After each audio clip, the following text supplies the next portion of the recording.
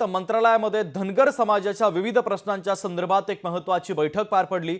मंत्री शंभूराज देसाई यांच्या उपस्थितीमध्ये बैठक पार पडली आहे। या बैठकीमध्ये विविध मागण्यांसंदर्भात चर्चा झालेली आहे। ज्या क्षणाला मराठा समाजाची बैठक चालू करण्यात आली, मराठा समाजाच्या संदर्भाने वेगवेगळे वरिष्ठ अधिकारी बोलवण्यात आले, त्या मिनिटाला शंभूराज देसाईने म्हटले की आता इथं कोणीच नको। मग मी शंभूराजांना म्हणालो की तुम्ही धनगर समाज बांधवांची बैठक त्या समाज बांधवांची उपस्थिती घेताय, त्यांच्या नेत्यांची उपस्थिती घेताय, मग मराठ्यांची बैठक का नाही? का मराठ्यांच्या लोकांना तुम्ही बाहेर वाढवताय? की जर तुम्ही एका समाजाला एक न्याय द्यायला लागलाय तर दुसऱ्या समाजाला दुसरा का? या 4 दिवसात धनगर समाजाच्या 4-5 बैठका झाल्या, मराठ्यांच्या किती बैठका झाल्या, किती शासनामध्ये तुम्ही हे करायलाय?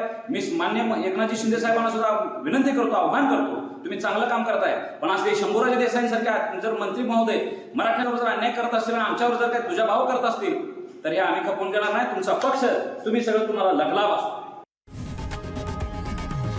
लोकशाही मराठी ऐका, पहा, जागरूक रहा।